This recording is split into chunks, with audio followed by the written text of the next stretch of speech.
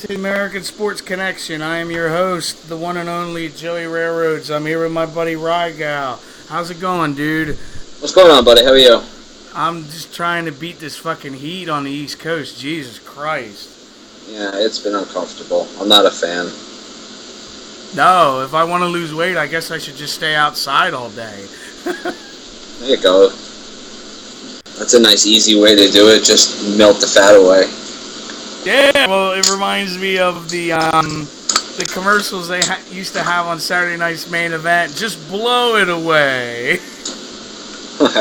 With Playboy Buddy Rose.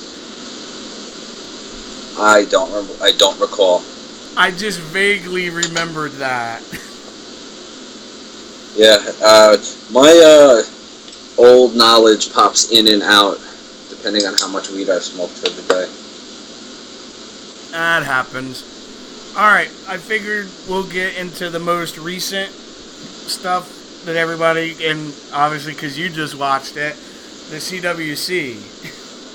Yeah, of as much of it as I saw, because I watched most of it. I think the talent level is fantastic. I'm actually kind of surprised that the two that went on this week went on, because Zack Sabre isn't signed to a contract. Mm-hmm. And, I mean, although I've said from the beginning I see him winning the entire thing, you know, so, why am I drawing a blank on, who Rich Swann fought? TJ Perkins. Okay. Oh, yeah, no, that doesn't necessarily surprise me, because I'm pretty sure he signed. I really like him.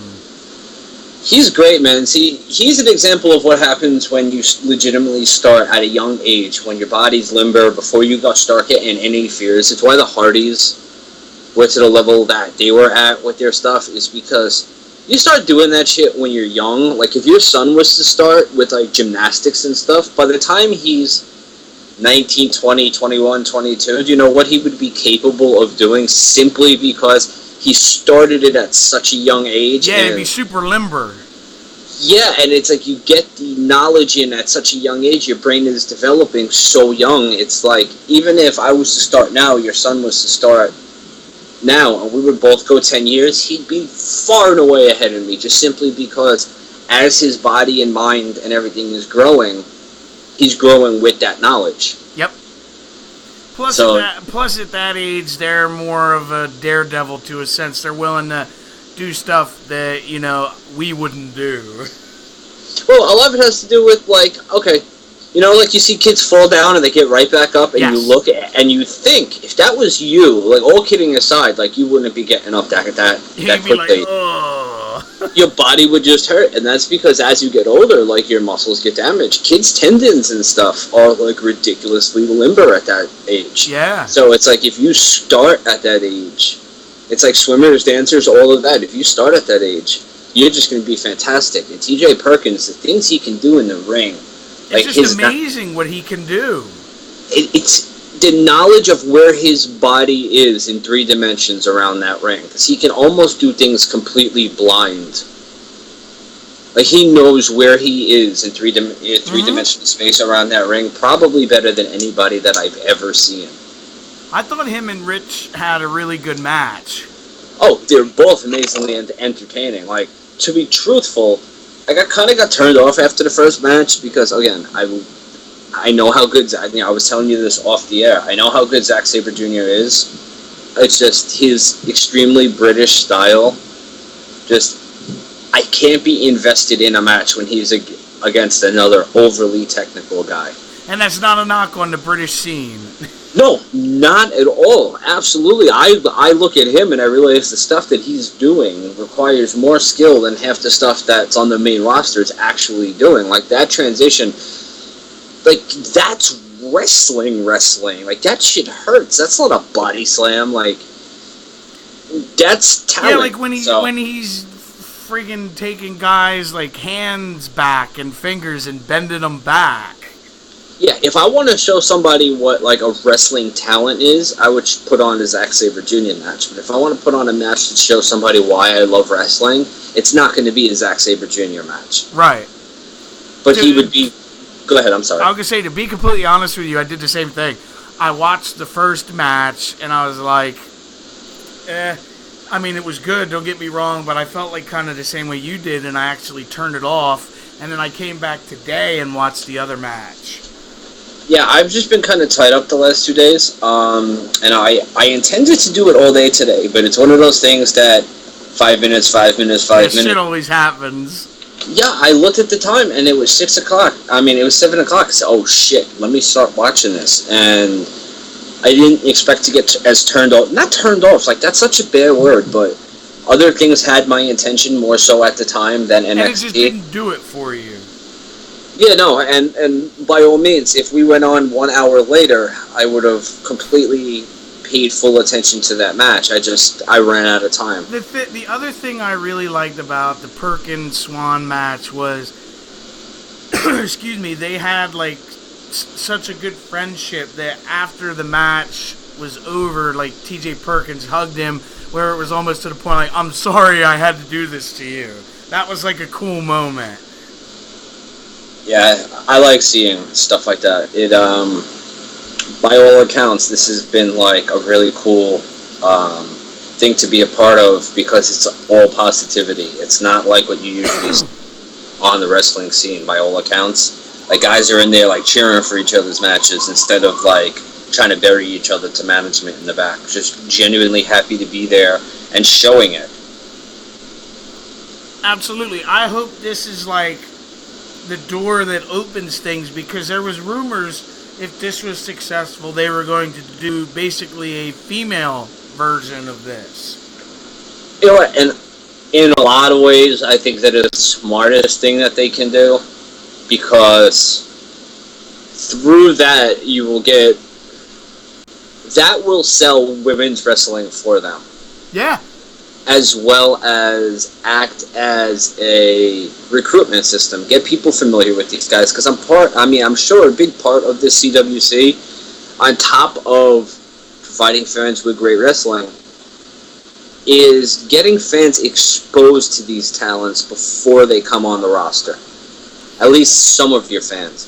Right, and if you're going out looking for this type of talent, you figure you're going to find at least 5 or 6 that are really good, maybe, and you can assimilate them to your roster. Yeah, now see, here's the thing. How many of these people after this initial class are going to go right to CWC? How many of them are going to have to spend periods of time in NXT? Right. And I didn't mean CWC. I meant Cruiserweight Division. As of now, one of the coolest aspects of it has been, and I had brought this up to somebody else, it's been a very, very, very indie feel. It doesn't feel like I'm watching WWE when I'm watching these shows. To be completely honest with you, when I watch it, I feel like I'm watching Ring of Honor. Yeah, it feels like I'm watching Ring of Honor. It feels like I'm watching PWS, PWG, not PWS, WrestlePro, PWG. Yeah. Any of the indie feds, and it's kind of rough to call Ring of Honor and Indie Fed because they're really not. But it reminds me more of the smaller indie feds. Yeah, I know what you mean. Because you don't see Ring of Honor guys play off the crowds as much. You do and you don't. But this is just like I'm at a televised indie show. And I love it. I think it adds realism to it. It's proof that you don't need storylines. No. From what I've read, dude, they're gonna have the cruiserweights kind of float back and forth between Raw and NXT. That's not bad. Then they get exposure on both shows. That's not bad. Because this most recent NXT, I won't go into too deep of detail because you haven't seen it. They have Rich Swann and Daivari brother tagging against TM61. I'm surprised they haven't done more with TM61. I know, I really like them. I don't know much about them, and I've only seen like the sporadic things that they have with them, but pretty sure it was them who got fucking buried at the dark match. At either NXT or Raw. I mean NXT. Yeah, no, it had to be NXT. Remember, they put the Authors of Pain over. Yeah, that I don't get why you're using them, who are pretty brand new guys, to put over new guys when you haven't really done anything with them. You've had them wrestle, that's about it. There's been no vignettes, there's been no promos. Like, you really haven't, I mean, not that I can recall, or No. none that stood out. So these are no different than just generic job guys. It seems like here's guys with no background. You know nothing about these guys. And you know, I actually really like their in-ring work. yeah, they're good. I know, I agree with you. It's just kind of odd. And the other thing I know, and me and you have both talked about this off air, is Cien Almas. That gimmick just is not working. Yeah, I don't know what else to say. They were like, here, wear a hat and some suspenders and some Spanish pants. Like, Let's try and like make you the most stereotypical Spanish person possible. I mean, he's Mexican, but they got him dressed like a Cuban. I know, it's weird. I mean, I love what he can do in the ring. He's super talented. It's just that gimmick is not like clicking, you know? Yeah, I mean, I just don't know. I mean, like, he has suspenders and a fucking hat. I'm looking at it now. I just don't get it. And then we're gonna have you wrestle in just fucking like lucha style pants that you don't even come out with. Like, your pants are, you know who? Oh my God! How didn't I see this sooner? He reminds me of Carlitos's old heavy Jesus. Oh my God. That's funny. That's it. That's who it is. And he has the same. Been, like, desperately trying to find like a new Latin star. To be perfectly honest with you, I think it could be Gran Metalik. If they just let him fucking wrestle. Stop trying to make him into something. Just let him be. Yeah. Nobody tried to make Mysterio into Rey Mysterio, the kid superhero. He was he's 5'3". That kind of did it themselves. They go to a wrestling show that, you know, some of these kids are taller than Rey Mysterio. Like, that's what does it. Yeah. You can't make somebody into... Just let him be. Like, you try to make Sin Cara into this big thing. You try to give him the big pull. You're doing fine in the middle of the roster. Just occasionally feature him. Have him do something cool. Yeah, I agree with you, dude. Alright, now we gotta move on, unfortunately, as I say this, talk about Monday Night Raw. Oh, boy. I would just like to point out, because we're probably not going to cover it, because we don't do Impact, but I've been watching here and there, and I guess I missed the first hour. But can I bring up two small points? Absolutely. I was actually going to ask you about the Hardy thing. Alright. I tuned on, I tuned at 8:45 because I wanted to watch Delete versus Decay, because I've been very into this whole Hardy thing. When I turned it on, my first sign that it was going to be a really bad night was it's Billy Corrigan in the ring explaining the rules of the TNA Grand Championship belts. Do you know what the rules are? The rules are, it will be 3 5-minute rounds, and you will be scored on aggression and 2 other completely terrible factors that I cannot remember. And you will be graded on a 10-point must system. And they're going to have the first match with Drew Galloway versus some guy I've never heard of before. So they have points while they fight. And there are people who are watching that who are going to wonder why CM Punk tomorrow night isn't doing any of this stuff. Yeah. Because it is a terrible mix between... It is the worst mix I've ever seen between wrestling and MMA.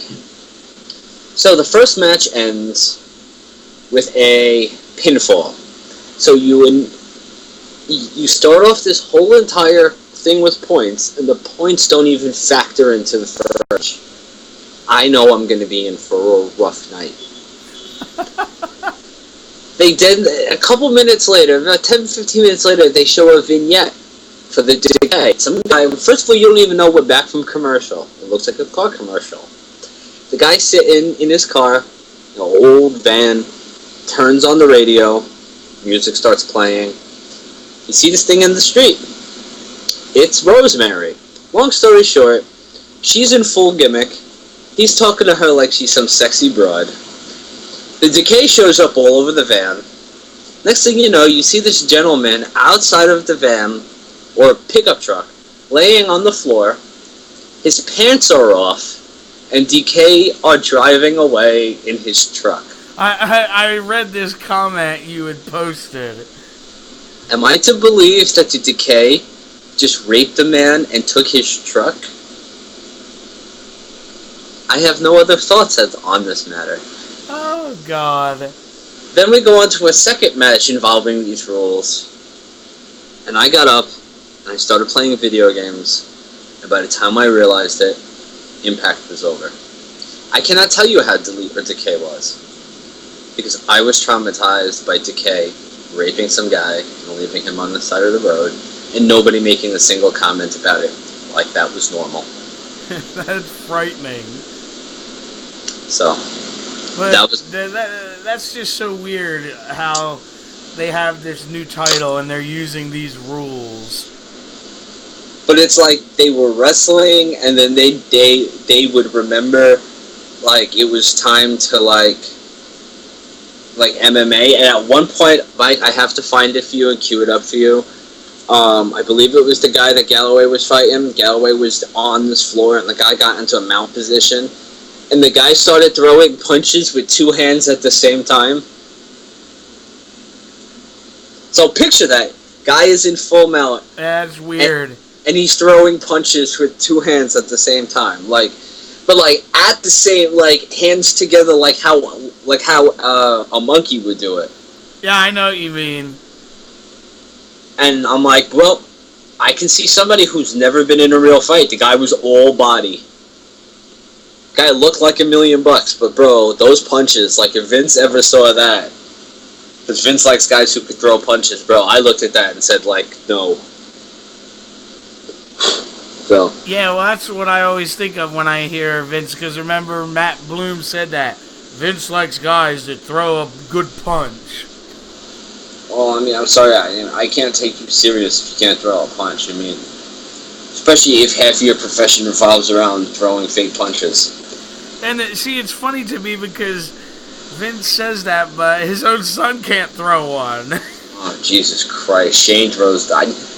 In my life, I don't think I've ever thrown a punch like that. I just don't understand. How do people get accustomed to throwing punches like that? It was just so bad.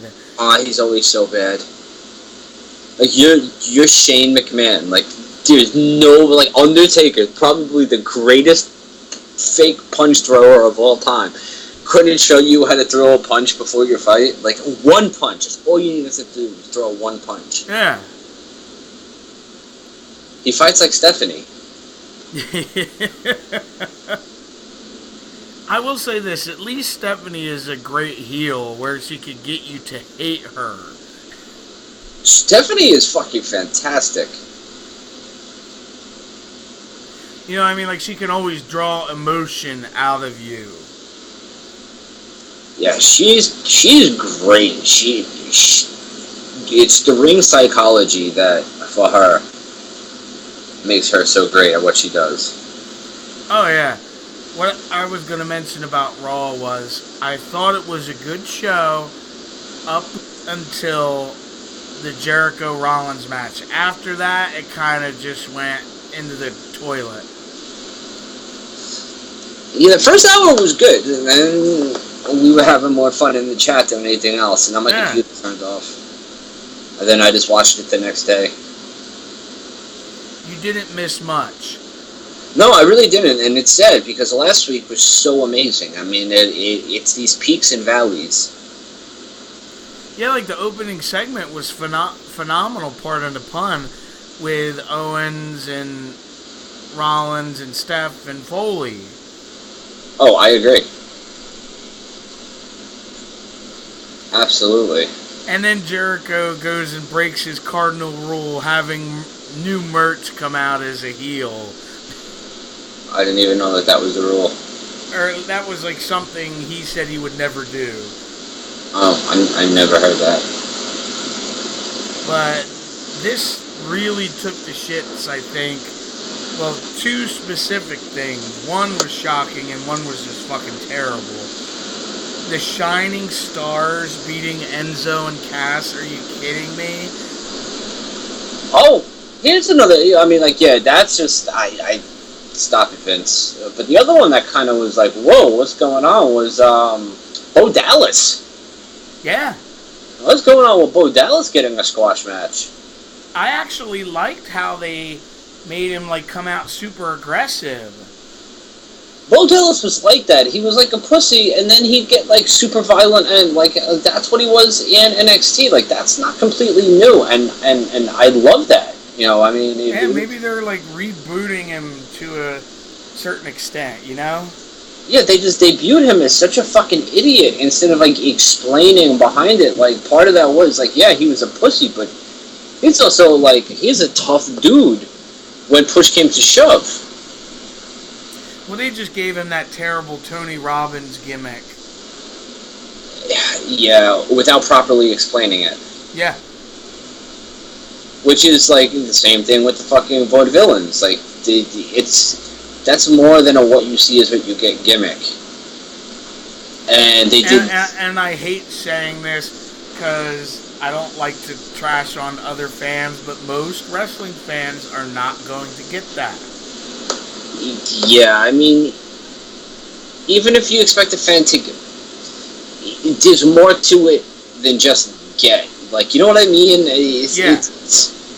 Something that has to be explained. No matter if people get what they are, it has to be explained. Otherwise, it's just pointless. And I know what you mean. Adam Rose was the most over thing in the world. He comes up and he's just some fucking idiot who, you know, has a bunny with him. Yeah. The other thing I'm gonna bitch about is probably the worst segment of the year, and I'm not kidding when I say this, was the New Day, Anderson and Gallows thing with the Old Day. Jesus Christ, was that bad. Yeah, that was really bad. And I actually kind of felt bad for Anderson and Gallows, because it's like, you're giving them this to fucking work with? Yeah, that's really no good. I know, I was just, ew. And then, I want to ask you about this, because I don't know what's what. In the main event, do you think Zayn tweaked his ankle? I don't know. Because they've been doing that a lot with him. The only reason I ask is because it was so odd to see Kevin Owens just beat him with a regular power bomb. I don't know. I think if it was anything more, we may have heard it by now. I know. I just wondered because usually he's going to beat him with his finisher, which is the pop-up one. You know what I mean? Yeah. I don't know. Yeah, I was just curious because that was kind of like a head-scratcher to me. And then, of course, we have to save Roman Reigns for the end of the show so he can get booed out of the building. Yeah. Boo. But everything I've read, dude, and I don't know if you've read this, is Jericho is going to screw him on Raw this week. So they're going to have Jericho... and Reigns. It's really not going to help getting him over. Heck no. Because people love Jericho. Yep. That's the gist of it. It's going to do him no favors. Now, SmackDown, I don't know if you saw it, but if you didn't miss anything. To be completely honest, I don't remember if I saw SmackDown. There really was only one thing that was interesting, at least to me, on the entire show. Which was? And that was the Usos turning heel. Oh yeah, no, I didn't see it. I heard about it. That's what I liked. Yeah, And they basically lost to Gable and Jordan in like a minute, and then they snapped and like beat them up, and now Gable's out for like a month with some kind of injury. Yeah, see, but here's what I don't like. If that's a real, like, if he did have a real injury, okay. It sounded more like it was for the storyline, though. Oh, I have no doubt. And that bothers me, because now, unless you weren't ready to put the only thing I can think of why it would make sense, and it's still kind of not great, is they weren't ready to put the titles on on American Alpha yet, and they didn't want them to lose yet. That's what I think it was. Even via a shitty loss, I mean, you're probably gonna end up winning the titles off of the Usos. Yes, because that's what I've been reading, is the Usos are gonna win the tournament. I mean, it makes me wonder what they're gonna do with Rhino and Slater, because they've gotten Slater over. Yeah. Or Slater got Slater over, I should say. Or are they going to have both of these teams chasing the Usos? Yeah, but do you really continue the whole Heath Slater Rhino thing after the tournament if they don't win? Yeah, I know what you mean. I mean, is that what they were building for? I mean, I don't know, but they need to do something where Heath Slater comes out the babyface in the end. You can't turn him heel after this. No.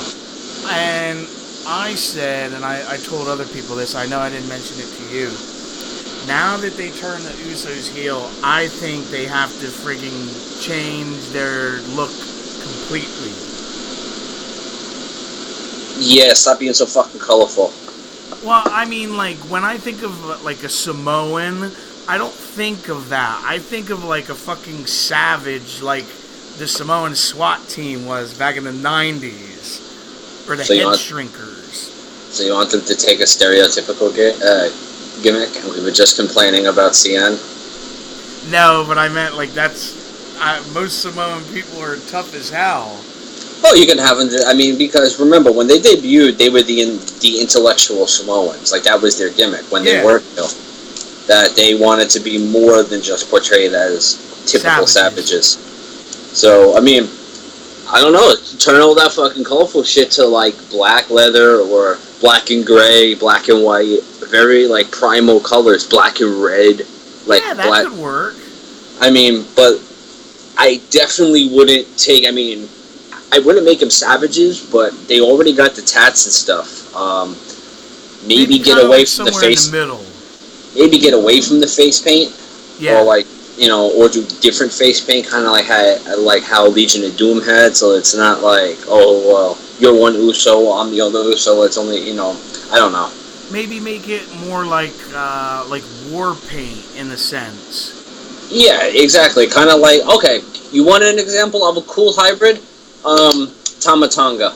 Yes.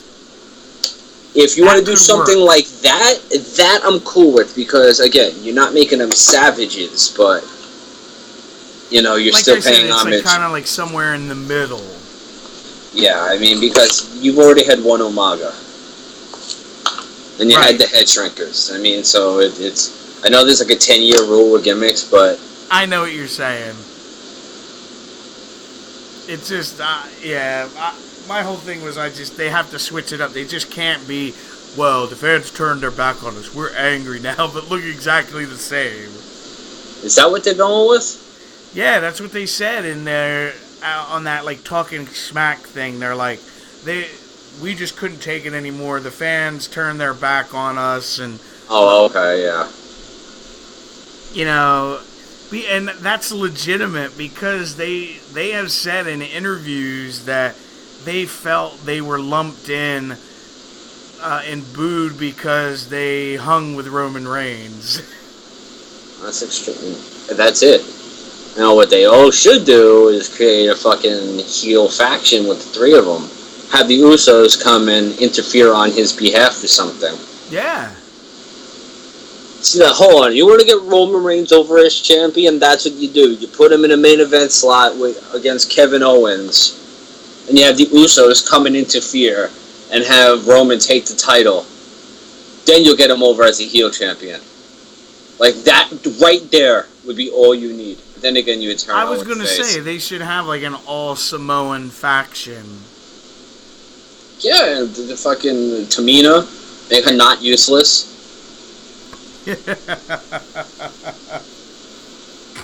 I think it could work. Absolutely, you know, have her go for the woman's title, but like build her up as a legitimate threat. Because she really is. She's not bad. It's just you don't really ever see her do anything. I mean, granted, injuries haven't helped her, but you know what I mean. Yeah, no, she's not bad. I mean, and she's just, you know, she could be tough. The other thing I wanted to point out before we talk about the pay-per-view Sunday, it's still weird to me to see Carmella as a heel. I hate it. I fucking hate it. She's everything I hate about New York girls, bro. I hate it so much. I hate her accent. I hate her talking. I hate it. I get it. She's a heel, but it's so over the top. And she's not even from New York. That makes it even worse. I know. Well, I'm assuming they did it because she was getting, like, no reaction. She shouldn't have come up. I mean, I don't know. No, I agree with you. I think she needed more time.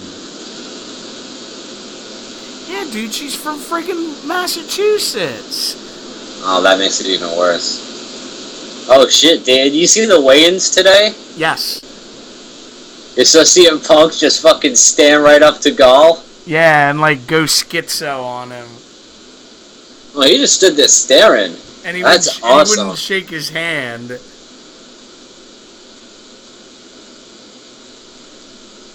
I'm actually excited for this fight. And I've told other people this, and you're going to laugh when I say this.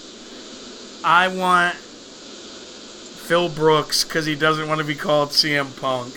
I want Phil Brooks somehow to win this fight just to drive everyone nuts that does not like him. Oh, if CM Punk wins, Sunil has to change his profile picture to CM Punk for 24 hours. Nice. I mean, I have to do it to Hulk Hogan, but I mean, I don't hate Hulk Hogan. I just, you know, I say it just to fuck with Sunil, but that would legitimately crush him. oh, I would fucking love it. Oh, I would love it. I would, like, I've told people that don't like Punk, I said, if he wins, I was like, you will never hear the end of it from me. Oh, I would just like to see it. Alright, dude, so what do you think of Backlash on Sunday? I like what they're doing. Like, I like what SmackDown's trying to do. I like talking smack. I like how they're trying to highlight the women. I think it's a good idea to have all 6 women. I think it's a really smart idea. So I'm kind of looking forward just to see how it's put together. I don't remember any women's match being that big. No. So, I don't really think it's going to be a big clusterfuck. I think... There's only 6 matches. Yeah, which is odd, because SummerSlam, I think, had 11 or 12. I think it's probably because of the whole, it's the first brand exclusive show. yeah, they didn't have enough time to build things up, which I agree with. I'd rather not enough and give more time than more matches that end up sucking. I mean, is that... I might have mentioned this to you, but I know I told somebody else. I wish what they would do with these exclusive pay-per-views is go back to, like, in your house and only go maybe 2 hours or 2.5 at the very most. I think if it's I disagree, because I think if it's done right, instead of loading it up with more matches, actually give the matches, like, put matches on that are worth the time to sit down and watch. Right. Book good matches and give them the time. I mean, nobody complains if they have to watch a half-hour tag team match that is mind-blowing. Nobody cares if they got to watch a 25-minute exactly match if it's really good. So I don't care so much about how long. I mean, don't make it 4 hours. 4 hours starts pushing it. But if you do a 3-hour show the right way, where you put on 3 hours worth of valuable content, because if they make it 2 hours, they're just going to fill it with 2 hours of nonsense, and we're going to have 2 hours of nonsense instead of 3 hours of nonsense. Right. So it's not a more or less. It's a quality over quantity thing. I prefer an hour and a half of good wrestling over 4 hours of a shitty WrestleMania. Right. And we can all agree this year's did not hit the proverbial home run. No, like if you're gonna book a pay-per-view, especially now that you have these split rosters and you have time to focus on these other, don't have matches that the entrances take longer than the fucking matches. Don't have pointless matches. Yeah, it's insulting.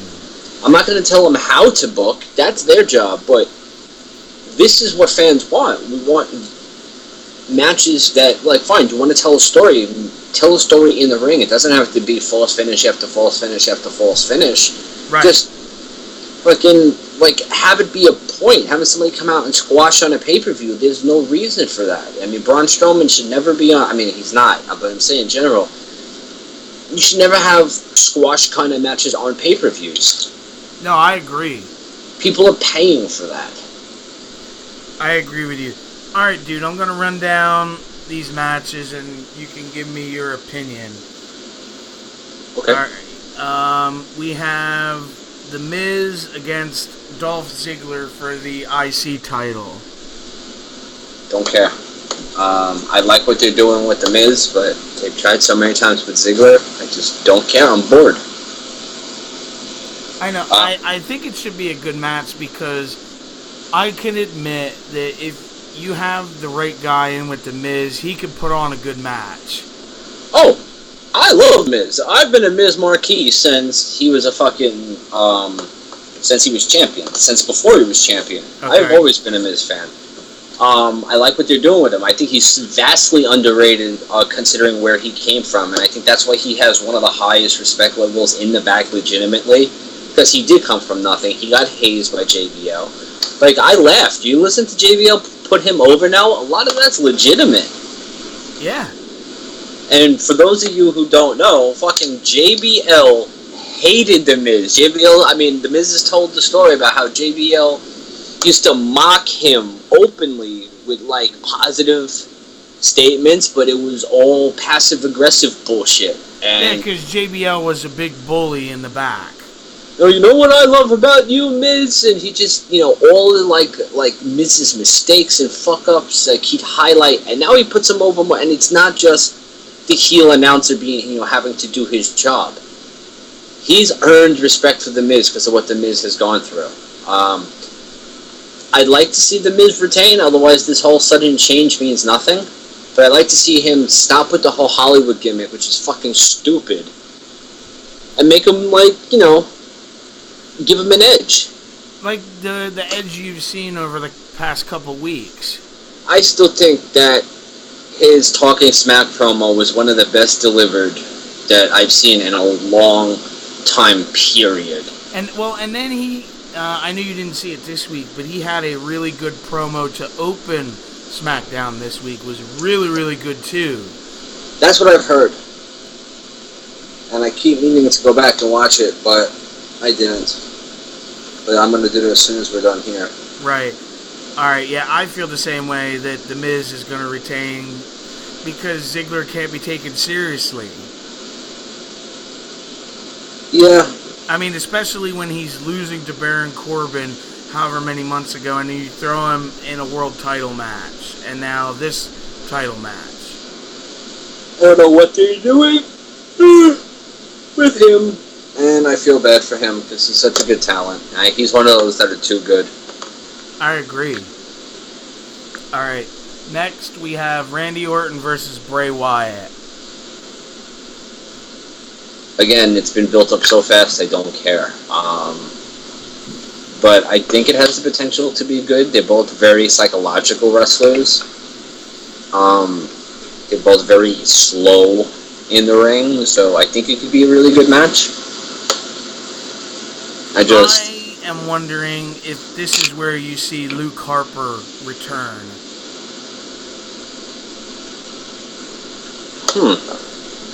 Because he was just down at the Performance Center recently, I believe, to get medically cleared.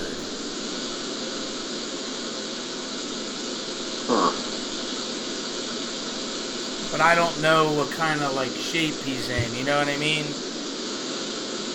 Yeah, because I had heard rumors of them turning Bray face and having Luke come back as the leader of the Wyatts, but I think that would be very entertaining. But there's one other Wyatt now. They've separated Braun from the Wyatts completely. I know. So if you turn on Bray, you're literally left with Eric Rowan, who they gave a push to for about 3 weeks.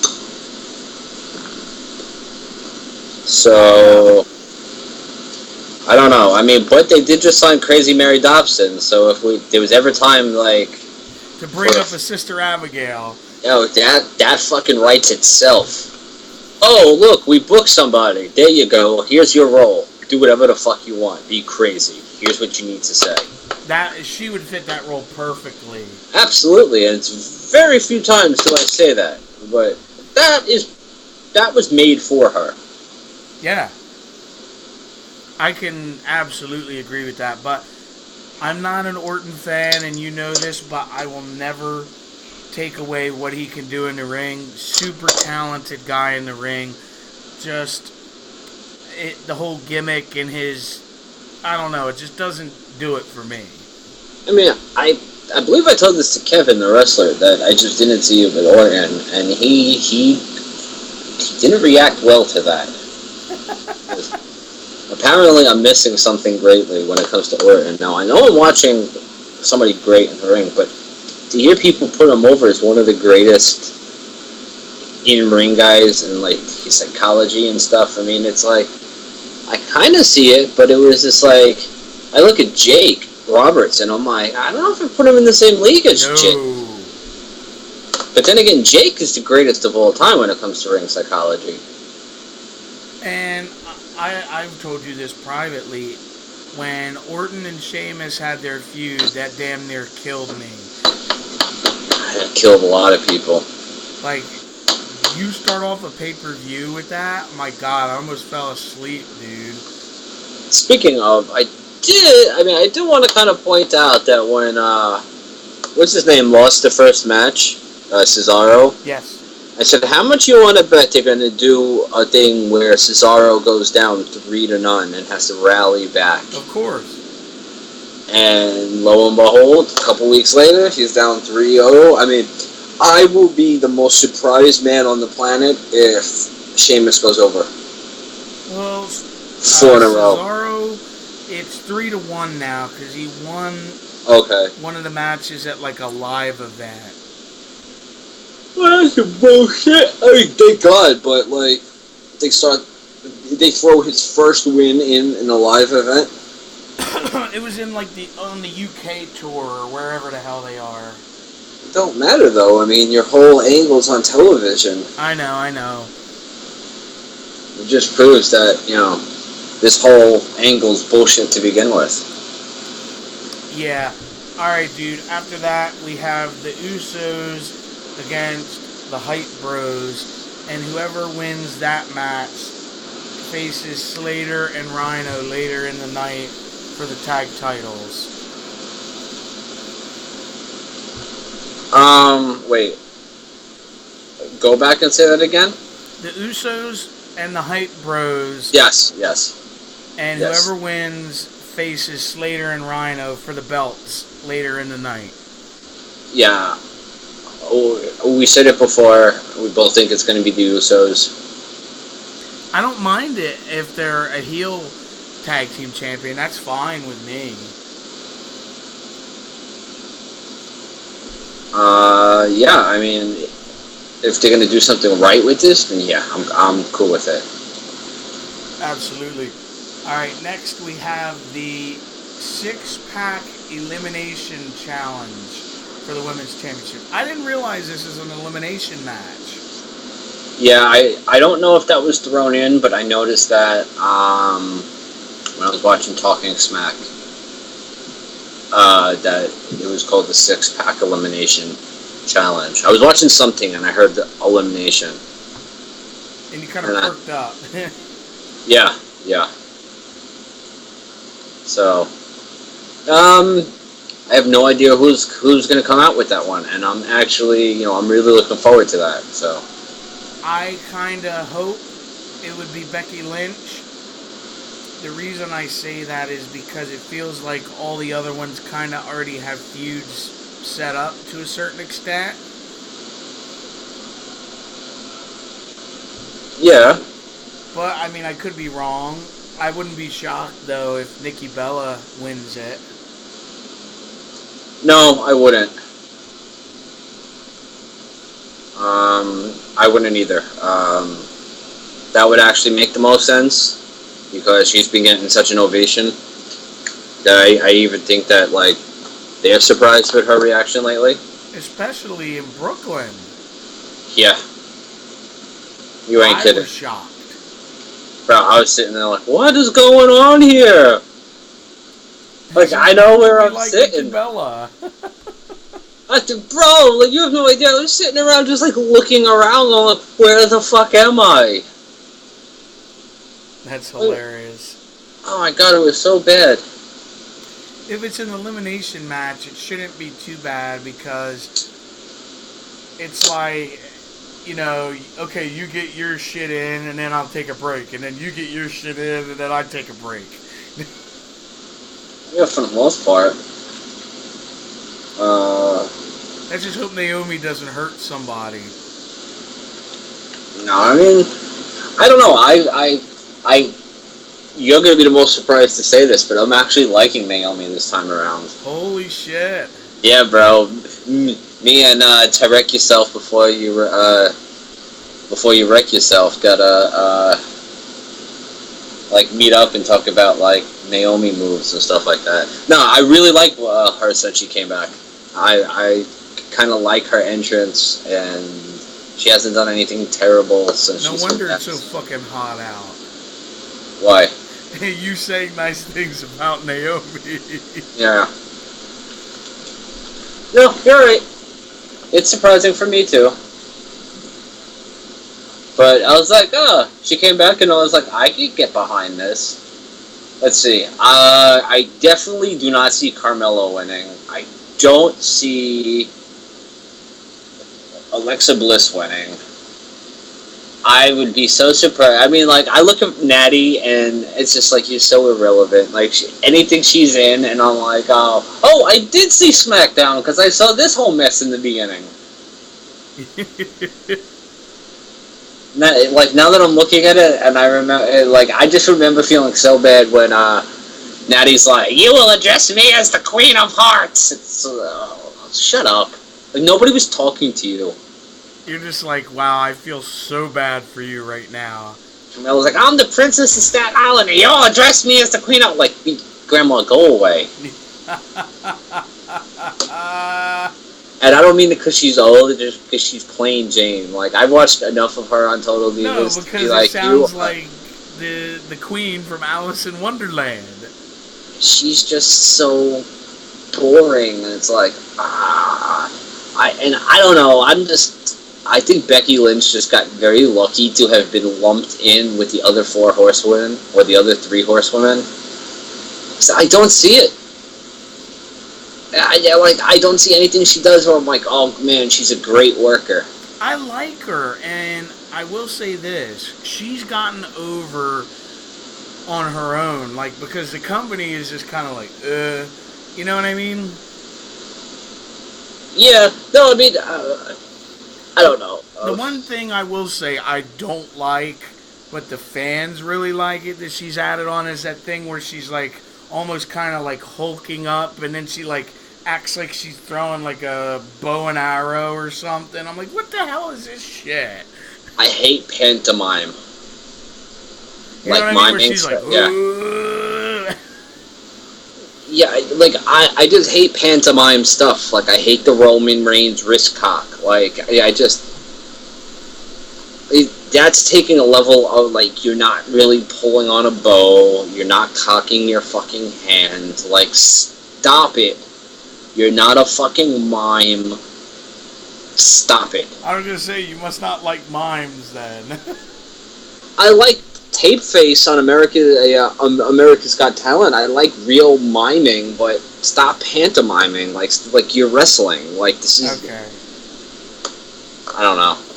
I get this feeling, and this is just me, maybe Becky's going to win it because, say, Carmella gets eliminated for whatever reason, and then she, like, beats up Nikki Bella because maybe Nikki eliminates her or whatever, and she, like, takes her out. You know what I mean?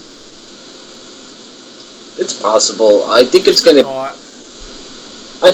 end up being down to, because the only storyline that they've built out of this is Nikki and Carmella. Yeah. I can see them being the last 2.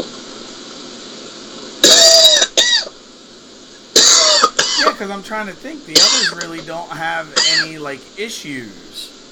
And think about how you, like, what you can call with Alexa Bliss and Becky Lynch as the final 2, or Becky Lynch and Naomi, or Becky Lynch and any of them. Other, like, you need, like, the only story that they have in there that you can call when who's going to become the first Divas champion are those 2. Yeah. The other ones have been intermixed, but nothing on a one-on-one personal level. That's why the only way I feel is, like, say, Carmella, it's going to be like, just as an example, Carmella, Nikki Bella, and Becky Lynch are left. Carmella gets eliminated by Nikki Bella, and she snaps and goes and beats her up and all this stuff, and Becky Lynch puts her in her finishing move or whatever and beats her. Like, that's maybe the only way they could do it that could work. Yeah, it would have to be at the very end, you know. Yeah. No, I agree, but barring decent booking, that's the only storyline that they can tell. Alexa Bliss hasn't done anything since she's been there. Like, why she's even in the new SmackDown game, I don't know. I still call them SmackDown, even though they're 2K games. I know. Oh, it's all good. By the way, I listened to best friend Kevin Owens on the Jericho podcast today. He knew at 5 o'clock that day that he was going to win the title. Okay. That was from his mouth. So we'll put the rumors to bed. Oh, absolutely. And do you know the story of the first time he showed up at Raw? No. Well, Vince didn't want him to know, or didn't want anybody. Vince didn't want him to tell anybody else why he was there. So, you know, he goes to see Vince, and Vince is like, you know, you need to go put on your gear. And he's like, you know, but if I put on my gear, people are going to ask me, like, what I'm doing here tonight. What do I say to them if people ask me what I'm doing? Because, you know, Vince didn't want people to know he was working with Cena. He goes, oh, the other wrestlers? Why don't you just tell them to go fuck themselves? And this is the second time I've heard him tell that story, so... That so sounds like Vince. That's what Jericho said. He goes, if there was a Vince McMahon line, you know, if ever there was a Vince McMahon line, that was it. That's funny.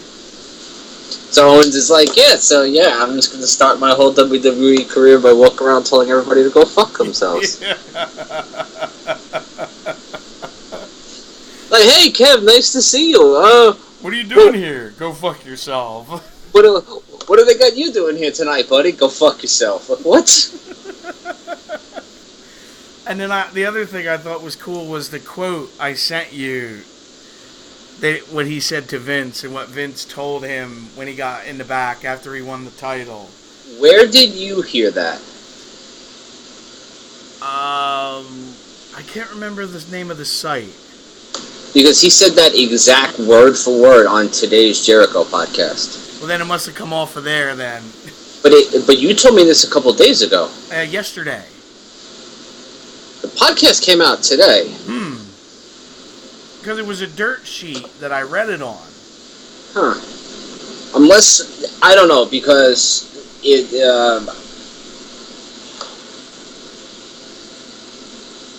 Jericho said Friday, you know. Yeah, because he was talking about, he was talking about last night's football game. Oh, okay. Well, that's weird. Yeah, that really is weird. If it came out today. Oh, well. But either way, he brought up the game today. I'm trying to think if he actually commented on it or if it was one of the things he could have recorded yesterday, but he talked about last night's football game. Right. Whether or not he recorded it yesterday and said last night's football game when he recorded it yesterday or not, it definitely came out today. So I'm just curious how he did it, yeah. Unless he's told that to multiple people in those exact words before. That's very possible.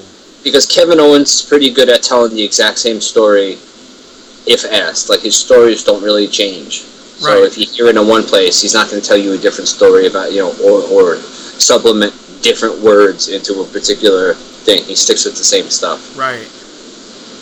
Because when he told that Vince McMahon story, he told almost the exact same story twice. Nice. And one was on the Sam Richards and Sam Roberts. Yeah, Sam Roberts. Yeah, the Sam Roberts podcast, and then one was on the Jericho podcast. So, yeah, and he tells it almost the exact same way both times. Alright, dude, now we gotta go over the main event. Dean Ambrose versus AJ Styles for the WWE World Heavyweight Championship.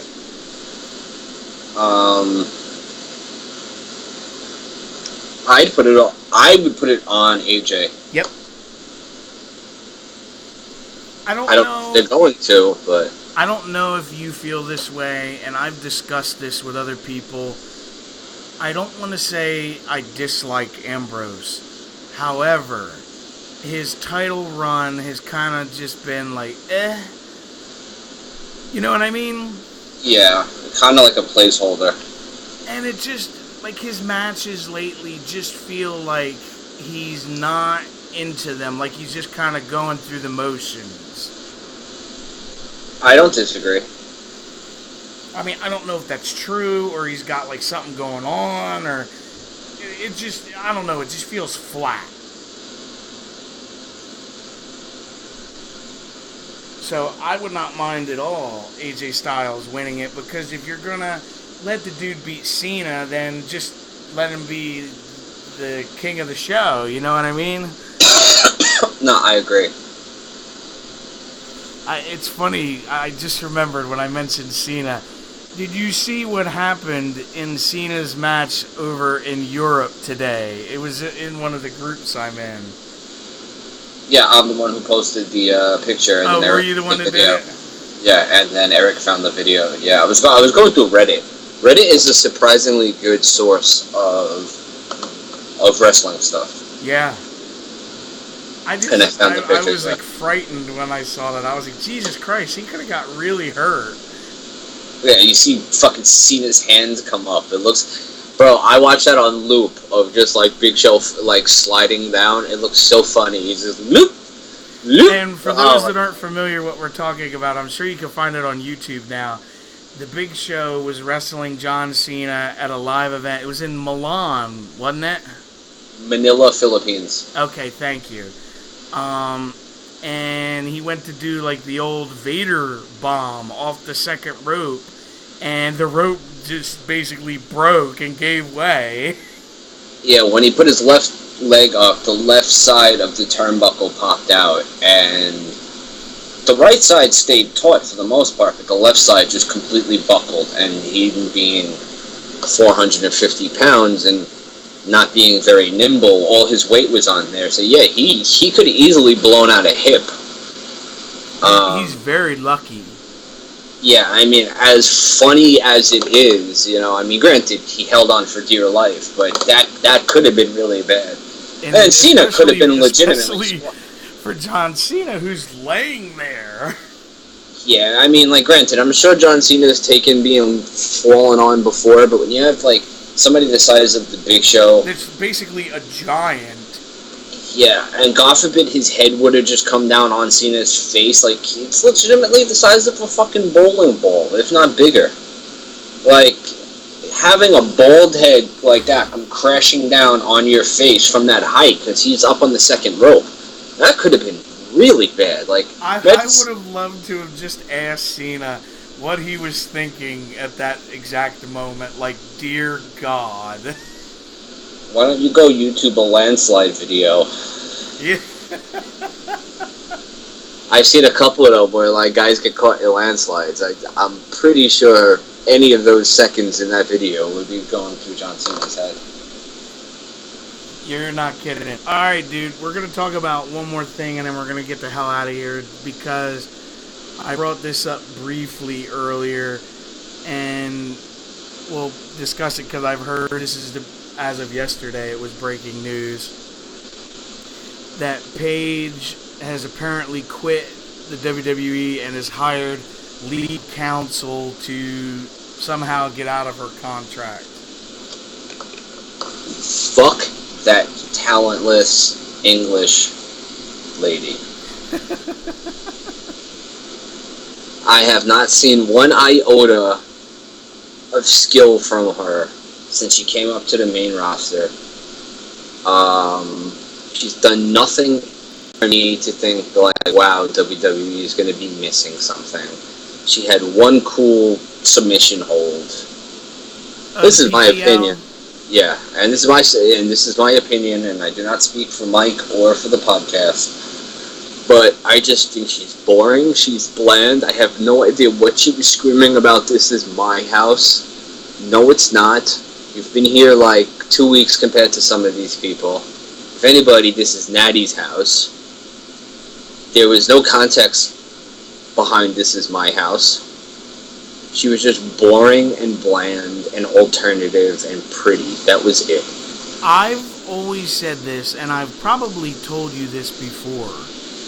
I always thought that her leaving could probably be the best thing for her, where she could potentially go back to the UK, wrestle on their scene for a while, maybe come over to the States, wrestle on the Indies for a while, grow up, because Jesus Christ, she's only, 24? Yeah. You know, basically grow up and get out of the little attitude I think that she has, and she could probably come back. Not if this is the route she's going. You don't void your contract, hire a lawyer, and ever expect to be in, positive favor again. Well, you got a point. I mean, then Del Rio held a press conference in a fucking Hooters. Mexican Hooters today, and I did see a video of it, and you can see Paige in the clip, so she was down there with him. I just think she's making a big mistake if she's doing it because of him. You know what I mean? Well, I just hope that she doesn't turn into, like, the next China. Yes, because I've heard rumblings of different things that, and I'm in no way bashing Paige, so to all the UK people, don't take it that way. I've heard she has issues with alcohol. I mean, if she does, let her get help. I mean, alcohol I can't is say terrible. for certain, but I've heard things here and there. Well, see, I'm so reluctant to comment because I've spoken to people, and it depends on what the source of that. I know what you mean. Problem. I mean, what I smoke in pot in a day, and I don't mean this as a joke or say in a week, there are some people who have probably never smoked that in their life just because they don't do it a lot. And the people who have never done it, people are like, well, how many times have you smoked pot? The question is, when? Today? I mean, it's I don't know where I was going with that because I'm high. Yeah. Oh, yeah, but for me, do I have a problem? Well, problem is is subjective. I mean, so the person reporting that she has an alcohol problem, 3 drinks to that person may mean that you're an alcohol problem. Having a drink every day may mean that you're an alcoholic. No, I know what you're saying. So I mean, but if she does have a legitimate problem with substance abuse, then by God, I hope she gets the help she needs. I mean, I wouldn't wish a substance abuse on anybody. No. I just hope she kind of takes a deep breath here and realizes what she's doing, because if she's basically trying to void her contract and get out of it solely because of what happened with Del Rio, she's going to regret this, in say 6 months or a year or whatever. You know what I mean? Yeah. And I'm not saying she's young and dumb, but she's 24 years old, and when I was that age, and you probably the same, you were very naive with certain things. Oh, absolutely. I still am with things, so. Yeah. So, I mean, I wish her all the best, whatever, she chooses to do, because if she does leave, she could still make a very good living on the independent scene, either in the States or over there. Yeah, absolutely, yeah. Probably more so over there because she's more beloved. And she's more well-known. Yes, because her family is basically... the poor Vince McMahon family of England, yeah. Yeah, they're like the Hearts of the UK. Yeah, okay. I guess that's a good analysis. That's where I kind of figured I would go with that one. But we're going to get out of here for tonight, everyone. Don't forget to like, comment, subscribe, share, all that good shit. And we will see you back next time. Have a good night, everybody.